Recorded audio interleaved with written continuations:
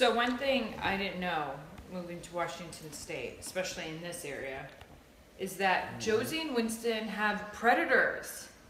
They have predators. And it's really scary because when you're from a city, like, I mean, granted in Phoenix, we do have to watch out for coyotes. Scorpions. And scorpions. But here... Snakes. Yeah. First off, the desert has coyotes. Not the mountains. But we come here and there's coyotes. Mountains have coyotes. Really? I thought it was only a desert animal. No, coyotes are everywhere. Well, I didn't know that. But supposedly coyotes are in Manhattan, in New York City, and I guess people have spotted them there.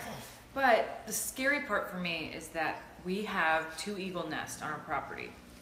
So we have eagles, and eagles are amazing hunters. And they hunt up to 12 pounds, and these guys look like bunny rabbits. Look at the ears. Like, I could see where a predator would think, mistaken these two for rabbits. And so Brian and I have had a really hard time because when we first got here, Brian was walking all around the property with them. They were running around doing all this stuff, and But then what happened? then I was pumping at like 5:45 a.m. Right by the kitchen. Right by the kitchen, all of a sudden a coyote right by our door. And the crazy thing about it is that the day before, Winnie was playing down by the trees. You remember that? Mm-hmm. And Josie? So it was like the coyote followed his scent all the way up. So that means he was looking to eat. And guess what else they have to worry about? Not only do you have to worry about coyotes and eagles, which Brian and I gated off a little area for them, is ticks. There's so many deer around, so the ticks fall off the deers. Well, we have to be careful that the ticks don't go into the dogs, and deer ticks are the ones that carry Lyme disease. One of my big selling points to Brie about moving to Washington State was that there's nothing poisonous here. Like, there's literally no poisonous spiders, no poisonous snakes, no poisonous anything, right? Here in Western Washington.